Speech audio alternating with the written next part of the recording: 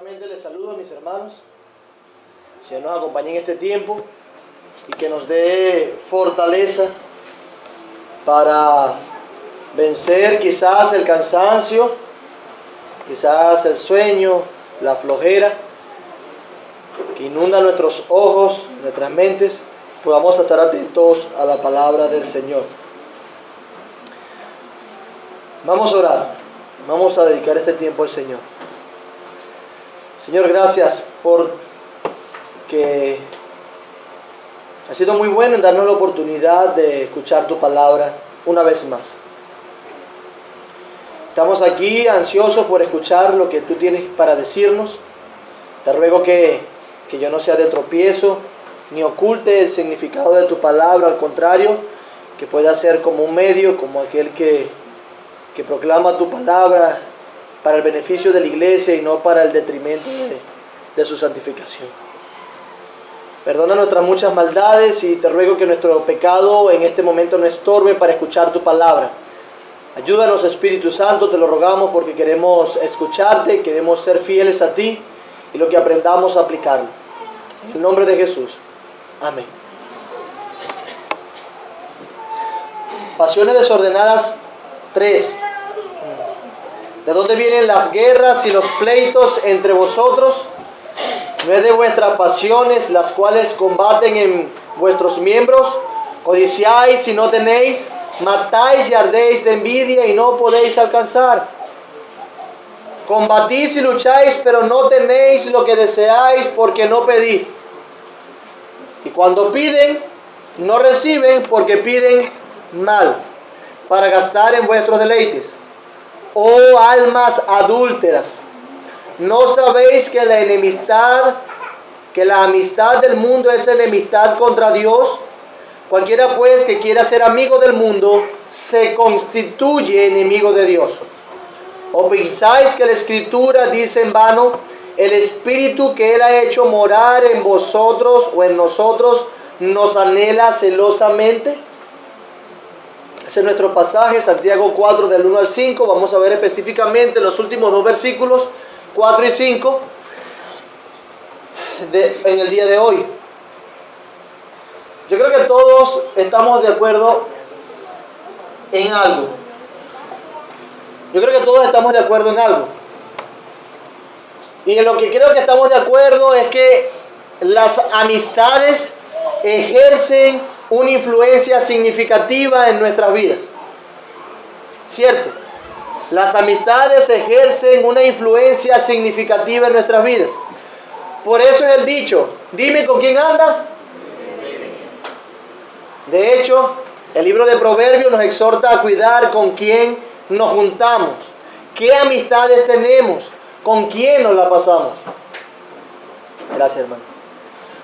Creo que todos hemos experimentado buenas amistades acá, precisamente porque lo que caracteriza esa amistad es que tenemos intereses que coinciden, porque seguimos las mismas cosas.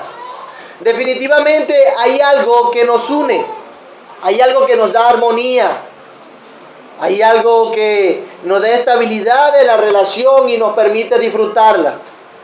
Definitivamente nuestras amistades, en una medida bastante grande, nos definen nuestras amistades. Pero como pueden existir amistades productivas, también hay amistades que pueden hacernos mucho daño, ¿verdad? He conocido de personas que han sufrido accidentes por estar con malas amistades. He conocido de personas que han tomado malas decisiones y aún hasta han muerto por estar con personas que no les conviene. No sé si a ustedes les ha pasado.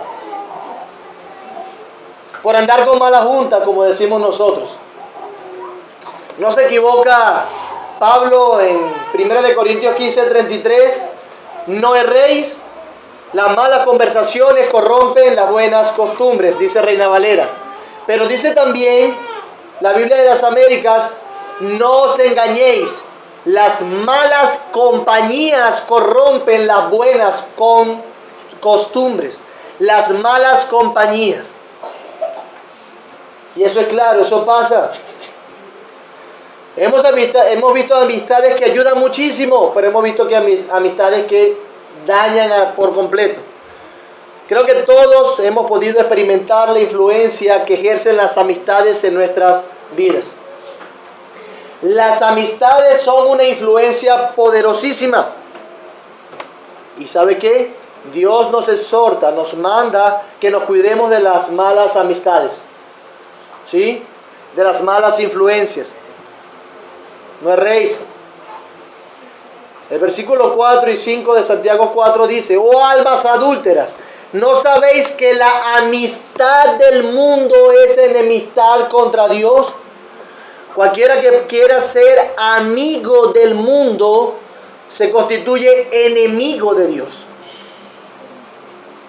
Dice claramente este pasaje. Santiago hasta ahora nos ha hablado de personas que se estaban dejando controlar por las pasiones, ¿cierto?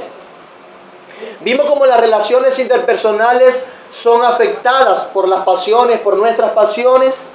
Los problemas que surgen entre los unos y los otros tienen motivaciones internas, pasiones y deseos que al no ser saciados, esos deseos al ser perturbados por otros, inmediatamente se declara una guerra. Inmediatamente se declara una guerra. También estas pasiones afectan nuestras vidas de oración. Veíamos la semana pasada. A veces dejamos de pedir porque tenemos deseos que no son conforme a la voluntad de Dios. No queremos ni siquiera pedir la opinión de Dios con respecto a lo que estamos deseando, porque no queremos que nada perturbe esos deseos. O a veces sencillamente terminando pidiendo mal para gastar en nuestros propios deleites. Tenemos una perspectiva egoísta hasta en el tiempo más santo que un creyente puede tener, como lo es estar delante de Dios en oración. Aún en oración somos egoístas muchas veces. Pero las pasiones se manifiestan también en nuestra relación con el mundo, y eso es lo que vamos a ver hoy. Las pasiones tienen mucho que ver con nuestra relación con el mundo. De dentro brota algo que nos identifica con las cosas que están en el mundo, las ideas del mundo, las perspectivas del mundo, las que hay en el mundo. Vivir como estaban viviendo, sentir como ellos estaban sintiendo, dejaba ver el tipo de identificación que las almas de estas personas tenían con el mundo. Vivir como estaban viviendo, pensar como estaban pensando, dejaba ver el tipo de identificación que tenían las almas de estas personas a las que le escribe Santiago con el mundo. De allí la denuncia tan categórica que Santiago hace en este versículo. Oh almas adúlteras. Wow. Oh almas adúlteras. Y vamos a ver este pasaje en 4 cosas. Vamos a ir sencillamente evaluando el pasaje conforme a la estructura gramatical que nos presenta. En primer lugar, este pasaje nos presenta una declaración. En primer lugar, este pasaje nos presenta una exclamación, y esa exclamación es: oh almas adúlteras. Después nos presenta una primera pregunta, que es: ¿no es la amistad con el mundo enemistad contra Dios? Luego veremos una declaración, y la declaración está allí en el pasaje: el que es amistoso con el mundo es enemigo de Dios. Y veremos una segunda pregunta que presenta el pasaje: ¿o pensáis que la Escritura dice en vano, el Espíritu que Él ha hecho morar en nosotros nos anhela celosamente? Lo veremos así sencillamente. De modo que vamos a ver primero nuestra exclamación. Una exclamación, y la exclamación es: oh almas adúlteras. Es una exclamación: oh almas adúlteras. Es una exclamación lo que hace Santiago acá. ¿Será que Santiago está relacionando, cuando habla del adulterio entonces, está relacionando este tema de las pasiones exclusivamente a los pecados sexuales? ¿Qué es lo que hace aquí Santiago? Vimos que en el capítulo 4, versículo 1, habla de guerras y pleitos. Pero cuando decían guerra, nosotros aquella vez veíamos que él no se refería a conflictos internacionales, sino que está haciendo referencia a problemas de relaciones entre los lectores. En el versículo también habla de que estaban matando, y en ese momento explicábamos que no es o no se hace un uso literal, sino espiritual del término. Sus lectores, los de Santiago, no eran culpables de asesinato, pero sí eran culpables de burlar, de ofender el espíritu del quinto mandamiento: no matarás, por la forma como se estaban tratando. Del mismo modo, cuando Santiago les llama adúlteros, él no les está culpando de infidelidad conyugal, sino de infidelidad espiritual. Les está culpando de infidelidad espiritual. Ese es el énfasis de esta porción. Y debemos recordar la mente judía de Santiago. Él da mucha instrucción del Antiguo Testamento apelando a las mentes judías que lo estaban escuchando y apelando también a la palabra de Dios que estos hombres tenían en sus manos en su momento del Antiguo Testamento. De manera que le da instrucción del Antiguo Testamento según una mente judía. De modo que estos hermanos podían ver el punto que Santiago estaba señalando con estas ilustraciones. Y de qué manera Dios ilustra en el Antiguo Testamento esto, la relación que Él tiene con su pueblo. Él en el Antiguo Testamento da la imagen de matrimonio que también se recobra en el Nuevo Testamento. La imagen de matrimonio, la relación de Dios con su pueblo, Dios la expresa con una imagen, con una ilustración de matrimonio.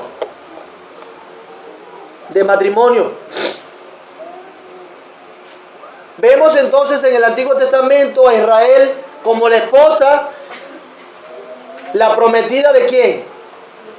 Del Señor, exactamente.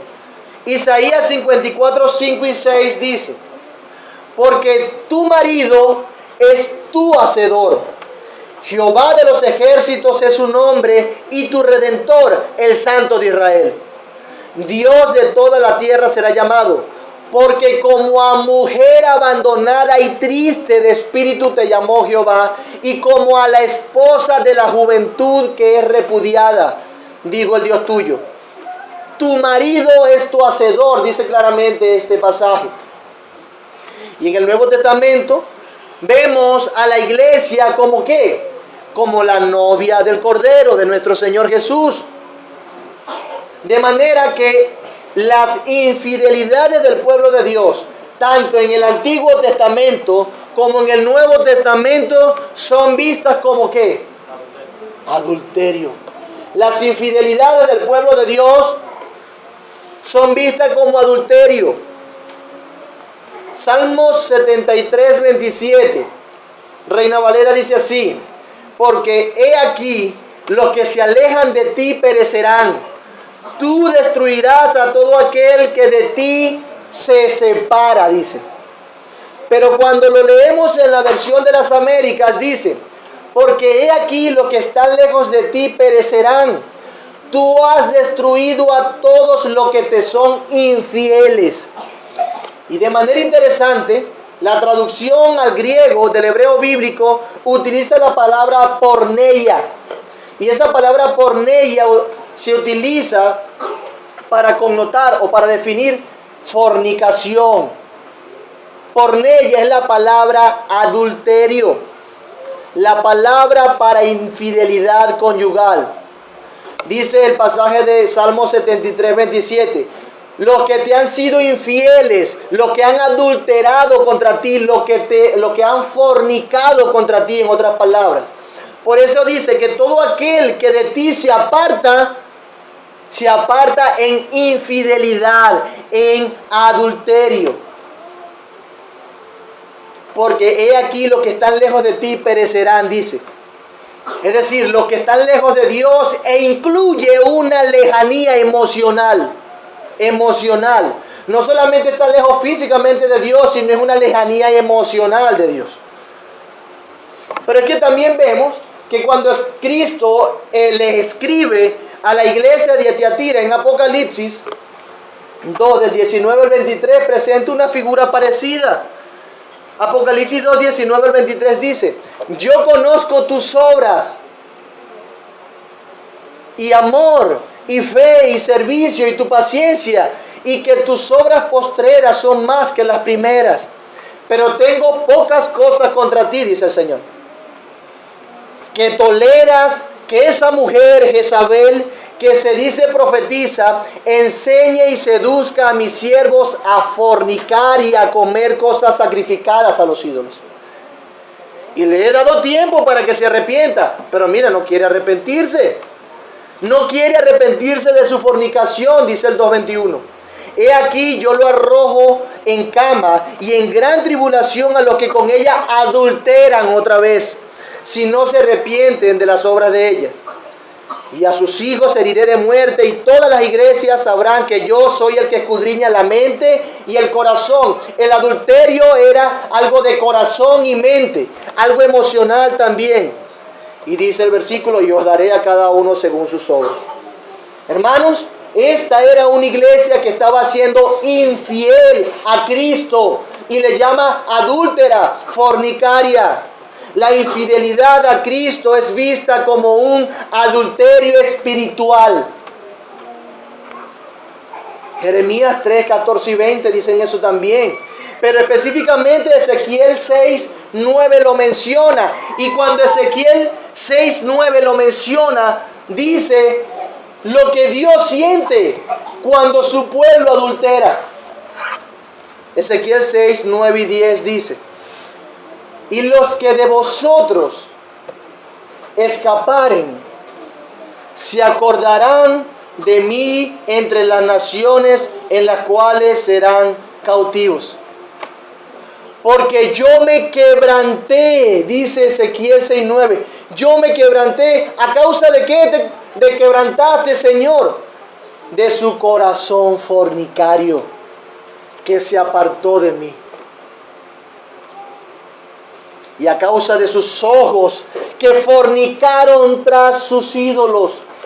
Y se avergonzarán de sí mismos a causa de los males que hicieron en todas sus abominaciones. Y sabrán que yo soy Jehová. No en vano dije que les había de hacer este mal, dice el Señor.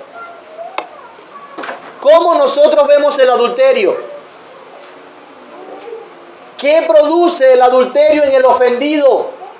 ¿No es acaso tristeza, decepción, vergüenza, un quebrantarse? Es algo malo, se siente uno malísimo, me fueron infiel, y lloramos. Y lloramos nosotros cuando alguien de entre nosotros es infiel a su pareja, y nos entristecemos, y es algo sumamente doloroso. Nos quebrantamos. No nos pasa. Si a usted, Dios lo guarde, alguna vez le fueron infiel, usted sabe lo que significa que le hayan sido infiel. Si nos duele la infidelidad de un amigo, ¿cuánto más de nuestro cónyuge? Es muy triste.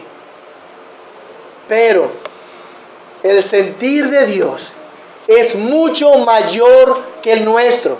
Porque Dios es santo. Ok, nos fueron infieles a nosotros, pero pecamos, y hemos pecado muchas veces contra nuestros cónyuges. Pero ¿cuándo Dios ha pecado contra su pueblo? ¿Cuándo ha dejado de hacerle bien? El agravio aumenta, se hace más grande. El adulterio entre los hombres es malo, sí, trae mucha tristeza, quebranto, pero el adulterio espiritual es mucho mayor, pues Dios es quien se quebranta y a quien nosotros engañamos, contra quien adulteramos, porque yo me quebranté a causa de su corazón fornicario. Otras versiones dice: yo me entristecí por su corazón fornicario. Dios quebrantado porque le somos infieles. Triste cuando adulteramos. Y mire la imagen que presenta Ezequiel en el versículo 16. Disculpen, en el capítulo 16. del 29 en adelante. Fíjense la imagen. Dice 29 en adelante del capítulo 16 de Ezequiel. Escuche bien, preste atención para que vea estas palabras. Multiplicaste asimismo tu fornicación en la tierra de Canaán y de los caldeos, y tampoco con esto te saciaste. Fornicaste y no te saciaste. Cuán inconstante es tu corazón, dice Jehová el Señor, habiendo hecho todas estas cosas, obras de una ramera desvergonzada, identificando tus lugares altos en toda cabeza de camino y haciendo tus altares en todas las plazas. Y no fuiste semejante a ramera, en que menospreciaste la paga. ¿En qué Israel no fue semejante a una ramera? Bueno, en que Israel menospreció la paga. Sino como mujer adúltera, dice, que en lugar de su marido recibe a ajenos. A todas las rameras le dan dones. Mas tú diste tus dones a todos tus enamorados y les diste presentes para que de todas partes se llegasen a ti en tus fornicaciones. Y ha sucedido contigo en tus fornicaciones. Lo contrario ha sucedido contigo a las demás mujeres. Porque ninguno, dice el pasaje, ninguno te ha solicitado para fornicar. ¿Sabe qué ha hecho el pueblo? Tú das la paga en lugar de recibirla. Por esto ha sido diferente. ¡Qué imagen tan cruda! Francis Schaeffer dice, Dios no usa un lenguaje rebuscado de bonitas palabras. Dios quiere, mis amados hermanos, que veamos el peso de lo que se siente ante la infidelidad espiritual, lo que Dios siente, al punto que habla de esta manera.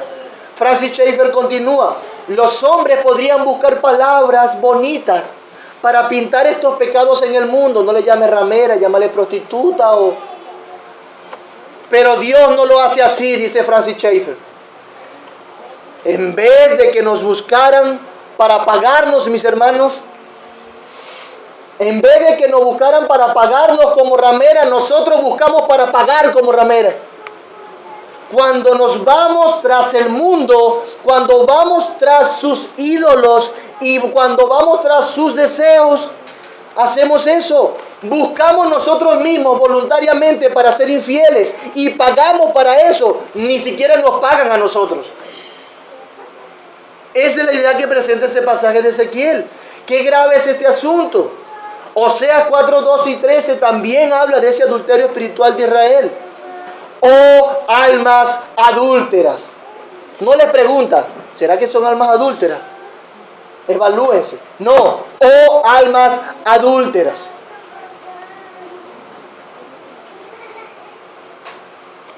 Así como usted no va a permitir que su amor, el amor de su esposa, sea compartido con otro, aunque en la sociedad lo diga mucho ahorita. Así como usted no está dispuesto a compartir el amor de su esposa o de su esposo, Dios no va a permitir que su amor sea compartido. Dios no acepta rivales. O se está con él o no se está. Hermanos, este calificativo usado aquí en exclamación tiene toda la intención de producir la vergüenza correcta y piadosa que la mundanalidad merece. Quiere avergonzarlos por su mundanalidad. Eso es lo que merece la mundanalidad, que nos avergoncemos, lloremos y que nos llenemos de tristeza por nuestra mundanalidad. Les dice adúlteros. No lo supone, lo afirma y lo exclama con responsabilidad. Y seguramente ellos no pueden hacer más que recordar las veces que Dios llamó al pueblo en el Antiguo Testamento adúltero. Pero luego los pone a reflexionar acerca de esto. Mucho más afinadamente los pone a reflexionar con la siguiente pregunta. Porque les está explicando. Y ahí entramos en nuestra primera pregunta. ¿No es la amistad con el mundo enemistad contra Dios? Fíjense la pregunta. Si yo vengo y le pregunto a ustedes, ¿no es la amistad con el mundo enemistad contra Dios? ¿Qué respuesta me darían ustedes? ¿Verdad? Esta pregunta una vez más supone una respuesta afirmativa y obvia. Es algo que está claro. Algo que ellos entendían, que se supone que es así. Claro, Santiago. Es decir, él apeló a su conciencia y la amarró con una pregunta que es clarísima. Ellos no tenían otra escapatoria. Ellos debían decir, sí, la amistad con el mundo es enemistad contra Dios. Ellos lo sabían. Ellos sabían eso, mis amados hermanos. Pero estaban actuando como si no lo supieran. ¿Qué les parece? Como si no lo supieran. Aparentemente estas personas tenían un conocimiento, pero ese conocimiento se había tornado ineficaz. Y el autor busca despertar la verdad que está en sus corazones. Busca despertar la verdad que está en sus corazones para que ellos puedan reaccionar adecuadamente. Para producir una reacción adecuada al pecado que estaban cometiendo. Es como recuerda corazón lo que está pasando. Tú lo sabes, recuérdalo. Para que ellos tuviesen una reacción adecuada al pecado que estaban cometiendo. ¿Y sabe qué? Seamos sinceros. Muchos de los pecados que nosotros cometemos son por obviar. Sí, obviamos. Por despreciar la información que debemos utilizar. En serio, nosotros sabemos las cosas. Sabemos, pero decidimos no hacer uso de esa información. ¿No les ha pasado? Claro. Dejamos la información allí pasiva en nuestra conciencia y no la usamos.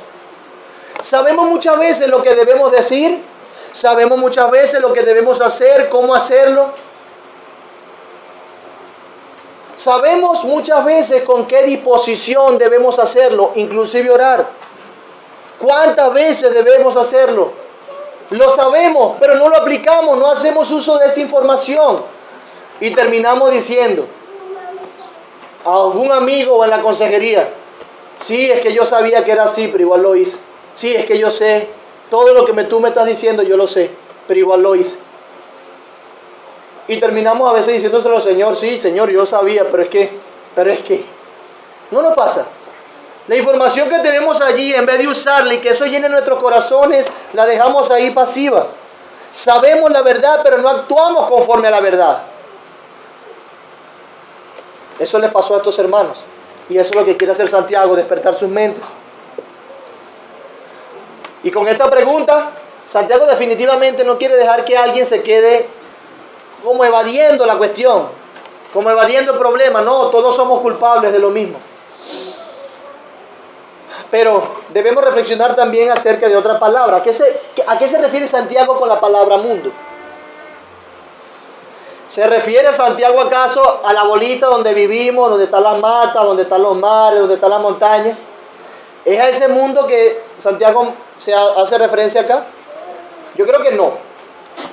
Una vez más, yo creo que la Biblia usa esta palabra mundo para referirse a ese sistema del mundo que tiene como líder al diablo. Principios, posturas, valores, actividades que están en enemistad directa contra Dios.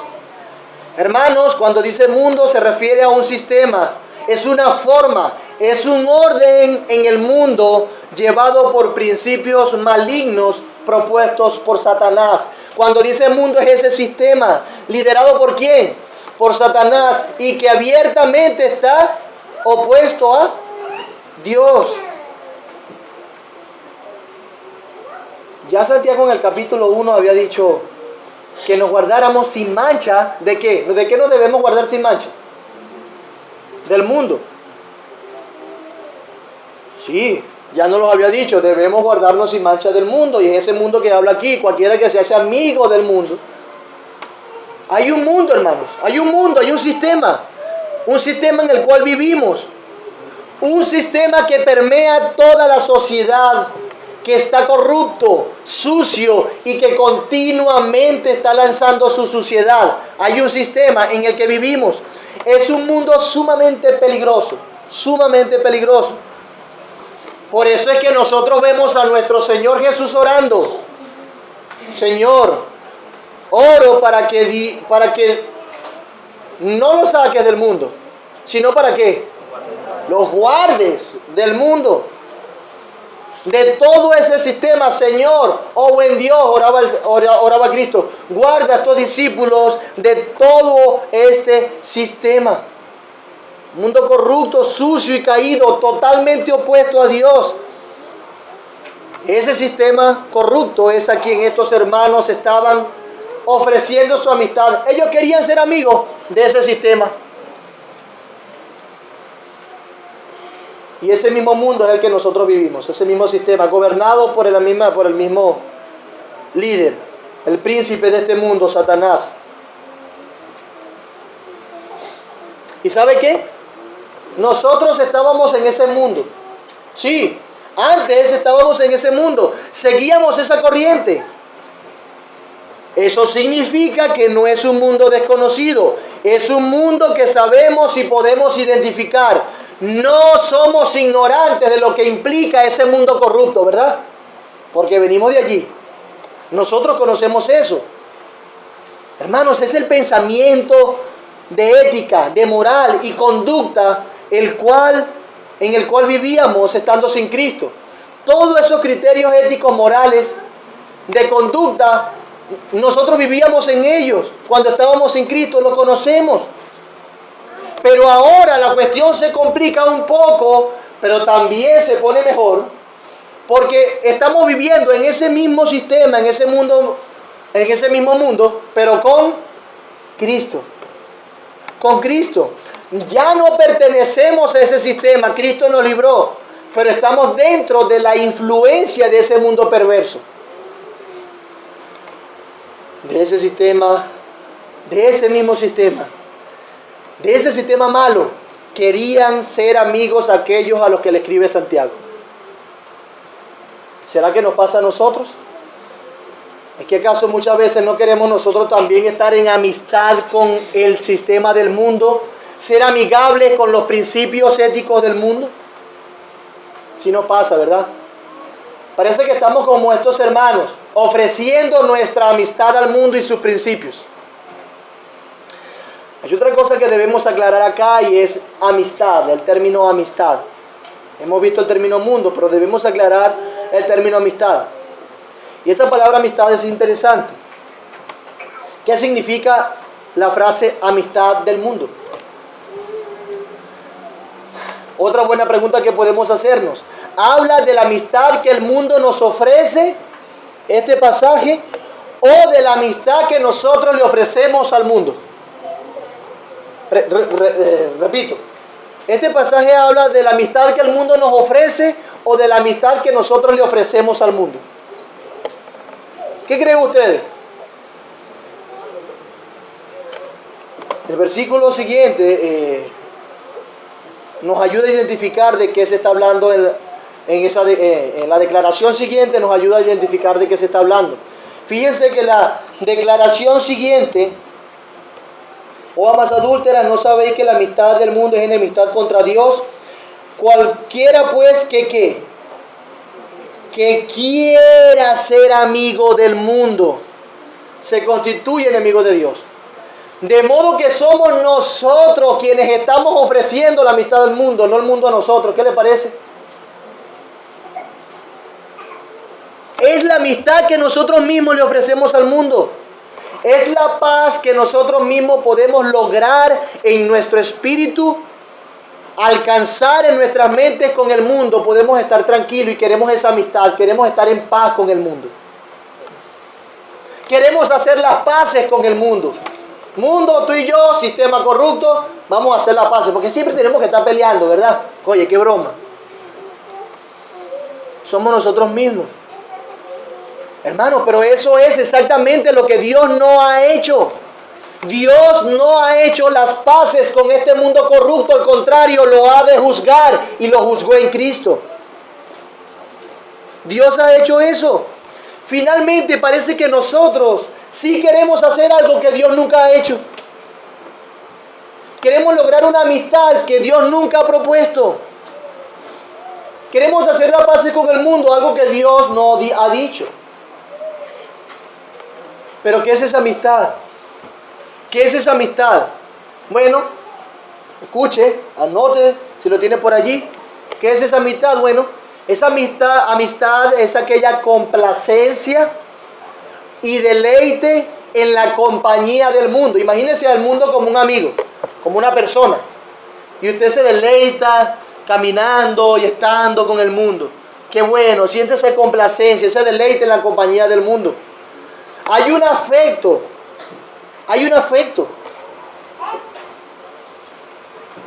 Y para cultivar esa amistad con el mundo, ¿qué debe haber?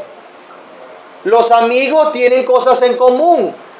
Tienen cosas que se aceptan en común, que los unen. Bueno, para que haya esa amistad con el mundo, se debe cultivar esa amistad. Y se cultiva esa amistad aceptando los principios del mundo. Una conformación a sus grandes valores. Es decir, para que tú estés en enemistad con el mundo, tienes que parecerte al mundo, aceptar sus valores y sus principios. Pensar como él piensa. Eso significa esa amistad con el mundo. Aquella complacencia y deleite andando en compañía del mundo. Pues nos preguntamos, hemos visto entonces que esa amistad tiene que ver con que nosotros nos adaptemos y nos conformemos a sus principios perversos, seculares. Pero pregunto, ¿acaso será el mundo que se adaptará a nosotros para ganarse nuestra amistad? ¿El mundo se adaptará a nuestros principios para ganarse nuestra amistad? Oh, hermano. El mundo siempre permanece con sus principios, con sus valores. El diablo enmascara una cosa aquí, otra allá, para engañar. Él quiere engañar, pero sus valores y principios siempre son los mismos. Nosotros somos los que ponemos en juego nuestros principios para aceptarnos del mundo y tener una bonita amistad. Hermanos, Satanás usa sus artimañas para atraernos a nosotros, para que cedamos. Él no va a cambiar sus principios. Él nos engaña. Nosotros sí estamos dispuestos a cambiarlo porque queremos tener amistad con el mundo.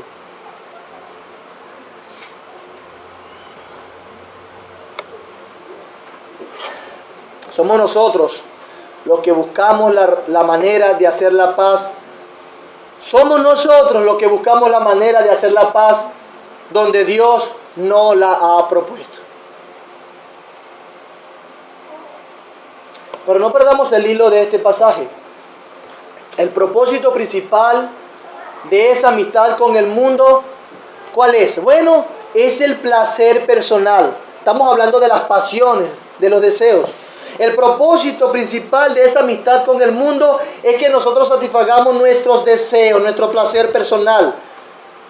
La consideración del yo viene a ser lo más importante. Nos centramos en nosotros mismos y queremos satisfacer nuestras pasiones en amistad con el mundo. Deseamos lo que el mundo desea. Por eso, la involucración de las pasiones en el asunto.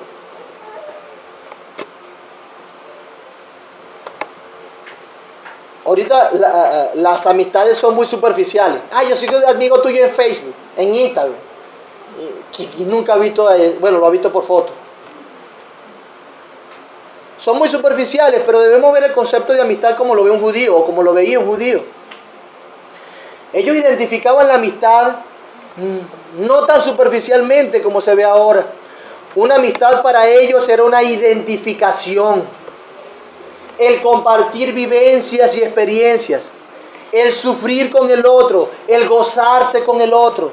Esa cercanía es de la que se está hablando acá, de la que habla Santiago. Esa amistad es que tú sientes con el otro. Es algo de verdad, una amistad. Y es eso precisamente lo que el pueblo de Dios muchas veces le ofrece al mundo. No es que el mundo se nos ofrece, nosotros se lo ofrecemos. Yo voy a entristecerme contigo según tus principios. Entonces, si no hay tolerancia, la cuestión esta de la tolerancia, si no hay tolerancia, entonces yo, ay, pobrecito. es que nosotros cristianos, es que el amor, y empecemos a ceder nuestros principios y agarrarlo del mundo. ¿Por qué? Por tener una bonita amistad. Le decimos al mundo, ven mundo, yo quiero ser tu amigo.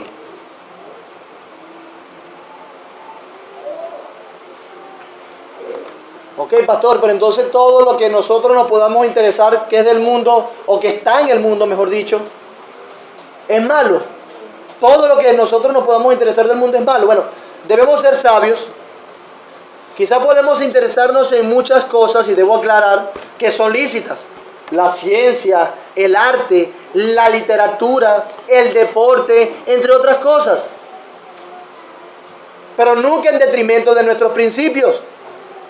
Y el interesarnos en esas cosas no necesariamente implica hacer amistad con el mundo. Cuando la Biblia nos llama a que nosotros nos separemos del mundo, nos dice que en lo único que debemos estar, no nos dice que en lo único que debemos estar interesados es en la religión, no. Lo que sí nos dice ciertamente es que no son los estándares y los criterios del mundo los que deben decirnos cómo pensar, qué es lo correcto, qué es lo malo. No son los estándares del mundo, son los principios de Dios. Hermanos, el problema aquí, donde debemos tener nuestra mirada, es que determinemos la propiedad, la cualidad, el valor de algo en base a lo que el mundo piensa. Ese es el problema. Cuando tú determinas la propiedad, la cualidad, el valor de algo según el mundo y no según Dios, ese es el problema. No debe ser ese nuestro juicio. De modo que no debemos dejarnos llevar por lo que piensa la mayoría. La democracia no siempre es buena, ¿verdad? Bienvenidos. La democracia no siempre es buena, no debemos dejarnos llevar por lo que piense la mayoría, sino por lo que piensa Dios y ya. ¿Qué piensa Dios? Esto ya. Podrá estar todo el mundo contra nosotros, no importa, Dios piensa esto.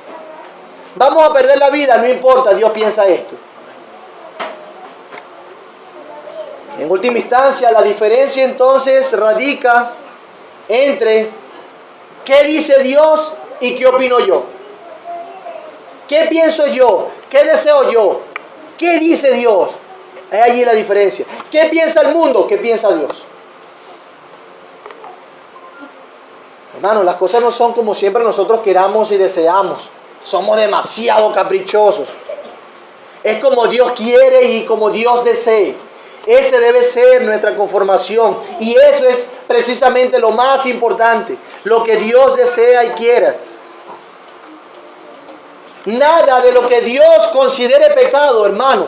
Si Dios considera algo pecado, nada de lo que Dios considere que es pecado debe ser considerado como otra cosa. No agarre, no lo maquille, no le ponga la máscara, no le busque lo bueno a lo que no es bueno. Es pecado y ya. Es pecado y ya. Somos muy buenos disfrazando, muy buenos. La opinión del mundo entero puede ser diferente, pero eso no ha de cambiar a los hijos de Dios y no cambia la verdad de Dios de ninguna manera. Así lo piensa la mayoría, ¿sabe?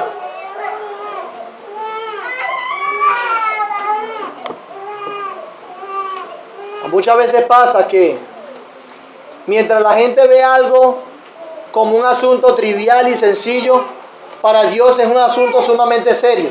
Y entonces nosotros debemos verlo como un asunto. Es que no hay problema que se enseñe de la libertad de género y la cosa en las escuelas. ¿Qué tiene eso de malo? A fin de cuentas ya pasa más tiempo con sus padres que con nosotros. No, es malo. No es algo trivial y sencillo. Es algo que marca una diferencia, que marca un precedente.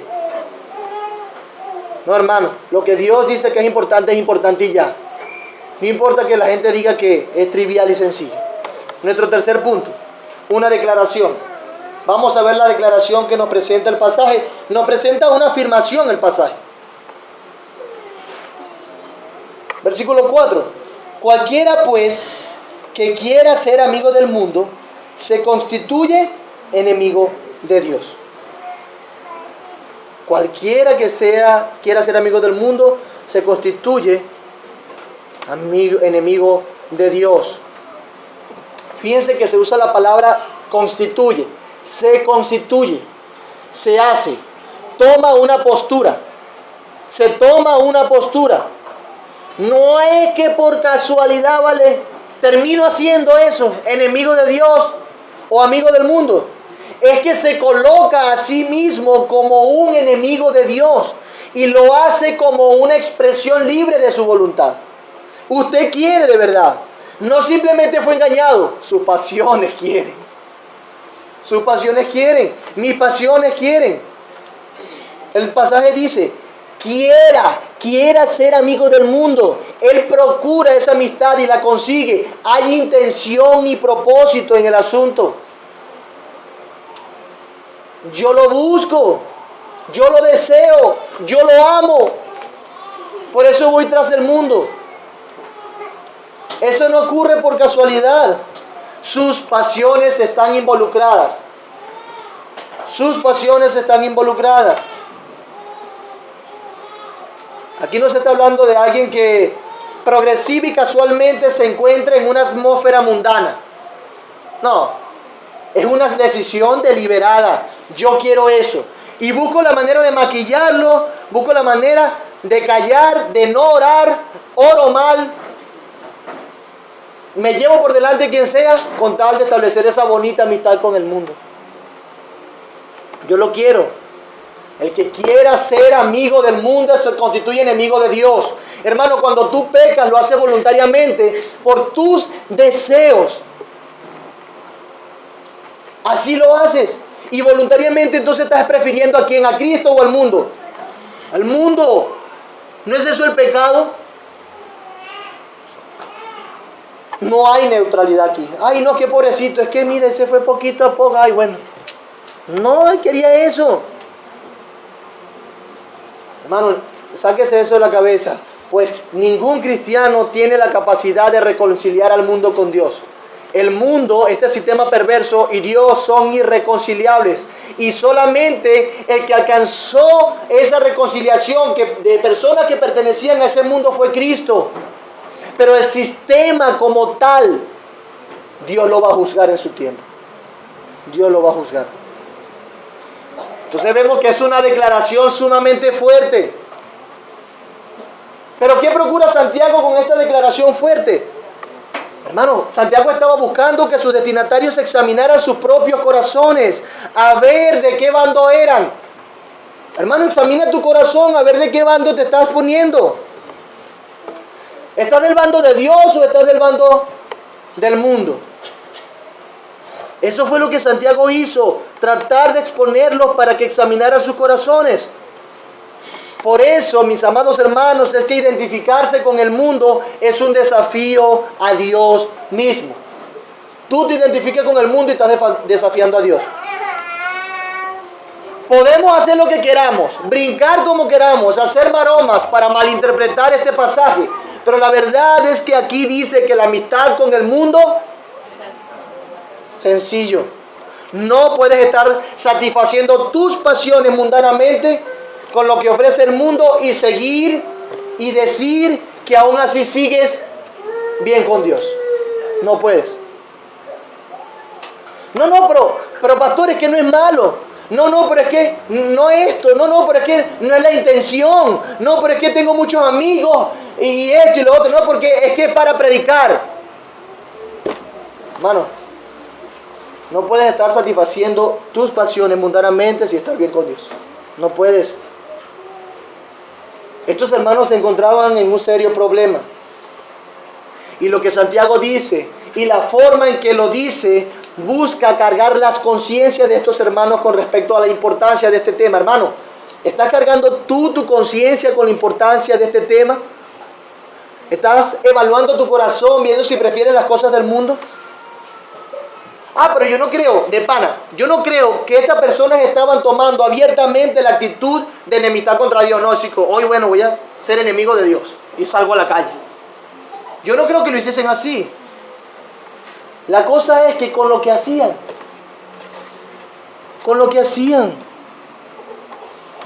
cómo se relacionaban con el mundo. Su identificación con el mundo les hacía enemigos de Dios.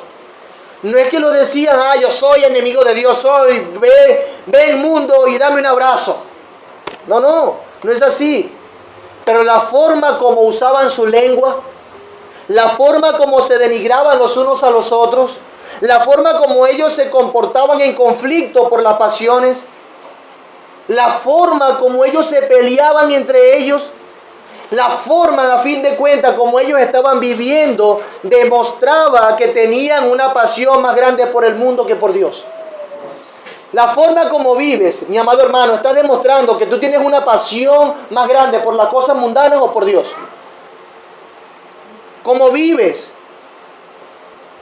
Santiago es como si le dijese, no puede ser, cuestiónense ustedes mismos, pregúntense. El motor que los tenía en funcionamiento, la razón por la que decían las cosas eran sus pasiones. Estaban envueltos en sus pasiones y alimentando y haciendo amistad con el mundo. Sus pasiones estaban fuera de control, pero ellos no lo veían. No lo veían. Hermano, y precisamente de eso fue lo que nos salvó Cristo. ¿De qué nos salvó Cristo? De una enemistad atroz contra Dios. Éramos sus enemigos, hostiles contra Dios. Él nos salva de eso. ¿Y sabe qué quieren nuestras pasiones? Volver a lo mismo. ¡Qué bárbaro! ¿Acaso vamos a volver a constituirnos enemigos de Dios? ¿Acaso nos vamos a cambiar de bando? ¿Le vamos a seguir las pautas al diablo acerca de cómo se hacen las cosas? ¿De cómo pensar? ¿Vamos a pensar como el mundo quiere que pensemos? Hermanos, este sistema mundano en el que vivimos promueve tanto la incredulidad y nuestras pasiones nos controlan tanto para centrarnos en nosotros mismos egoístamente que no vemos las cosas según Dios, sino según el mundo. No vemos las cosas según Dios. Nos hacemos amigos del mundo siguiendo lo que el mundo sigue. No vemos las cosas como Dios las ve. No vemos las cosas. No vemos la espiritualidad de las cosas que hay detrás de las cosas que nos enfrentamos día a día. Vemos el problema con el jefe, con la esposa o el esposo. Vemos el problema con el hermano, el problema con los estudios. Vemos el problema de nuestro país. Vemos el problema, cualquier situación que tengamos. Vemos esos problemas como el mundo quiere que lo veamos.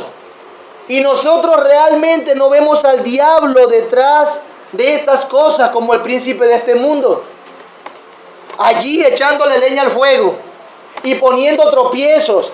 Y nosotros siguiendo sus perspectivas con las mismas quejas.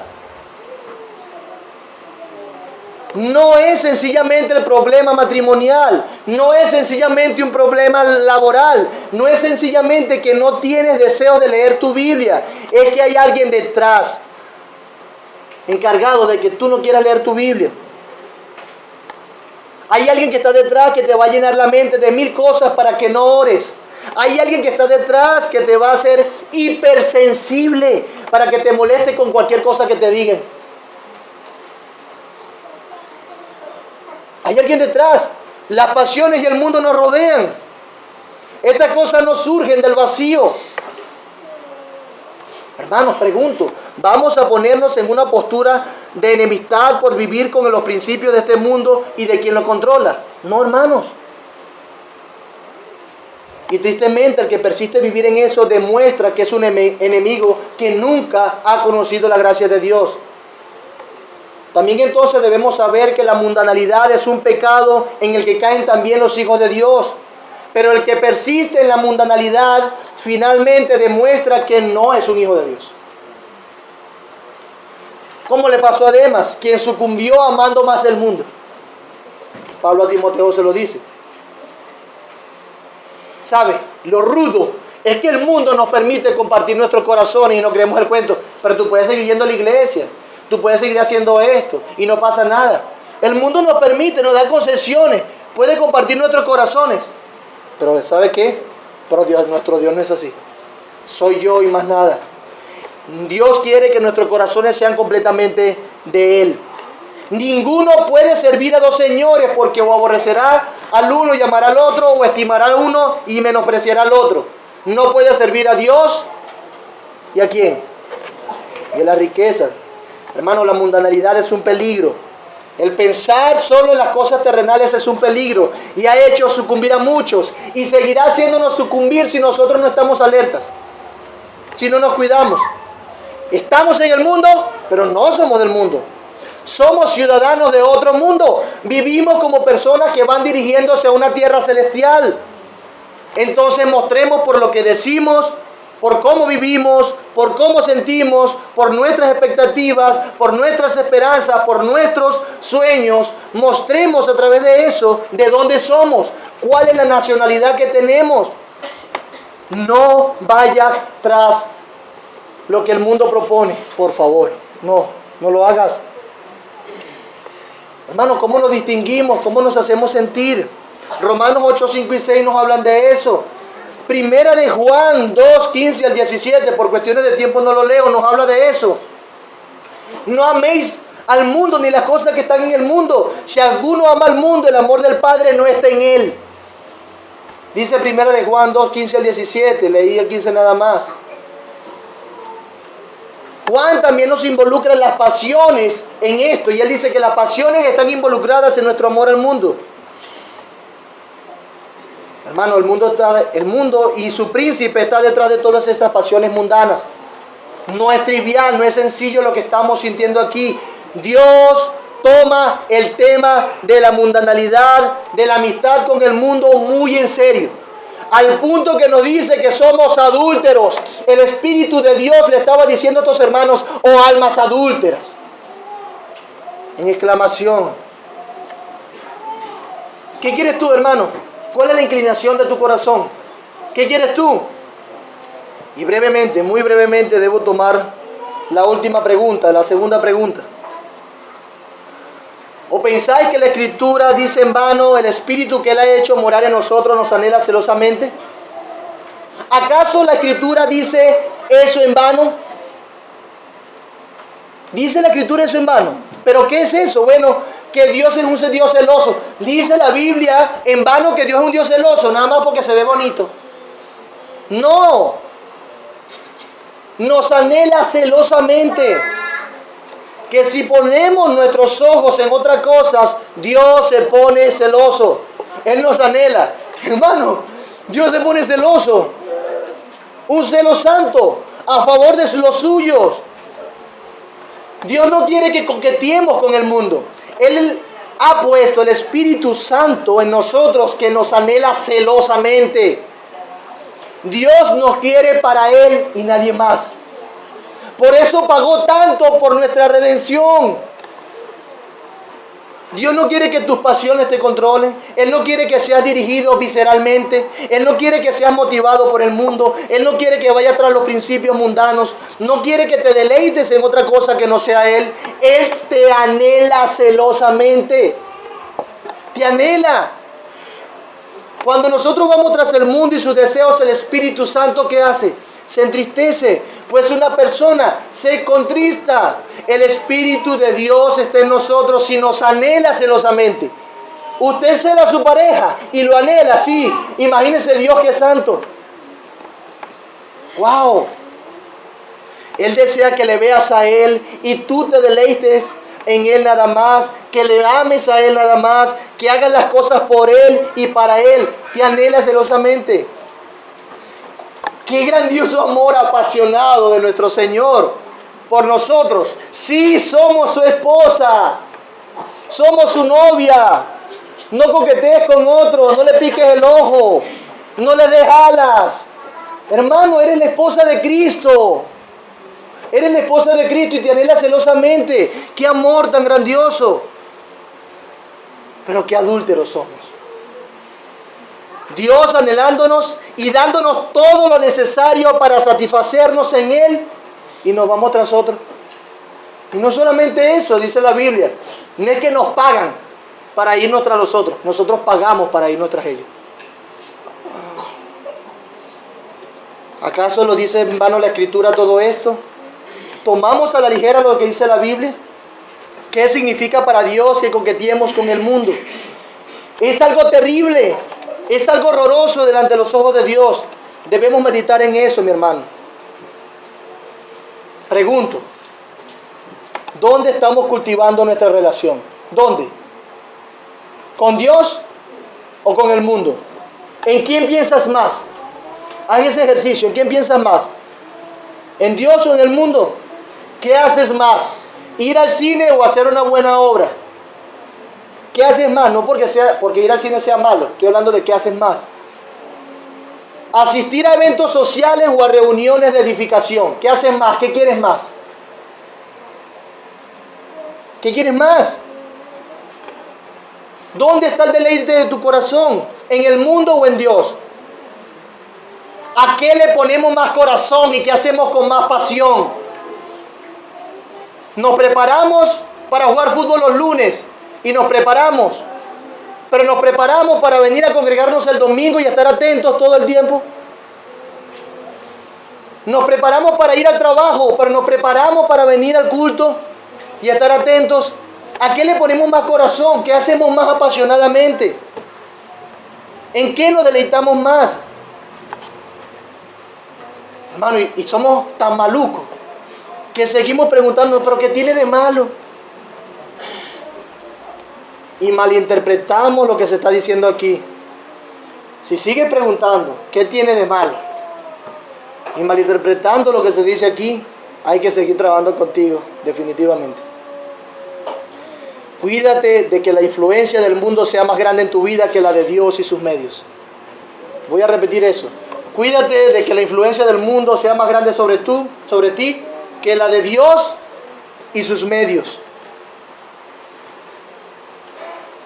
¿Por qué el salmista oraba? Señor, líbrame de los hombres mundanos. ¿Por qué oraba por eso? Porque él no quería ser mundano. ¿Oramos nosotros así? Señor, líbrame de ser mundano. Señor, apártame de la mundanalidad. Hermano, ¿dónde está tu corazón? ¿De quién quieres ser amigo? ¿Qué relación quieres cultivar más? Quiero que sepas que el Espíritu Santo te anhela celosamente. Te anhela celosamente porque le perteneces. Somos de Dios. Por eso nos cela. Somos su novia. No adulteremos más. Y el Señor nos guarde, mis amados hermanos. Señor, gracias por este tiempo. Ayúdanos a seguir escudriñando tu palabra y aplicándolo a nuestros corazones. Necesitamos ser sabios, Señor. Necesitamos que nuestras pasiones estén controladas. Ayúdanos por medio de tu Espíritu Santo para que procuremos deleitarnos en ti y querramos, como fue Abraham en su momento, ser amigos tuyos, como también Cristo llamó a sus discípulos. Apartan de nosotros cualquier deseo de ser amigos del mundo y seguir sus principios, sus estándares, su manera de ver las cosas. Aparta de nosotros todas esas cosas, Señor, te lo ruego. Y perdónanos porque hemos pecado mucho, Señor. Y esta petición por perdón no es algo superficial. En serio quiero que nos hagas ver nuestros pecados y que nos entristezcamos mucho, Señor. Que lloremos por nuestras maldades, Señor. Que veamos nuestros corazones y los examinemos, nuestra mente, y veamos cuál es nuestra pasión, que seamos sinceros. Espíritu Santo, escudriñanos. Tú disciernes las intenciones más profundas de nuestro corazón. Tu palabra lo hace. Discierne nuestros pensamientos, nuestros deseos, nuestras intenciones. Ayúdanos, por favor, y no nos dejes en el pecado. Espíritu Santo, inquiétanos. Disciplínanos para estar cerca de ti y no preferir al mundo. Tú lo has de juzgar. A nosotros nos diste salvación por el juicio que le hiciste a Cristo. Gracias. Gracias por amarnos. Ese amor tan grandioso nos anhela celosamente. Gracias, Señor. Qué sublime, qué tierno, qué apasionado, Dios. Ayúdanos también de una manera apasionada. Celarte a ti, amarte a ti, querer estar contigo, pensar en ti, disfrutar de ti, deleitarnos en ti. Te lo rogamos en Cristo Jesús. Que todas esas cosas se vean en nuestro diario vivir. Que mostremos con nuestra vida a quién amamos y a quién seguimos y de quién somos amigos.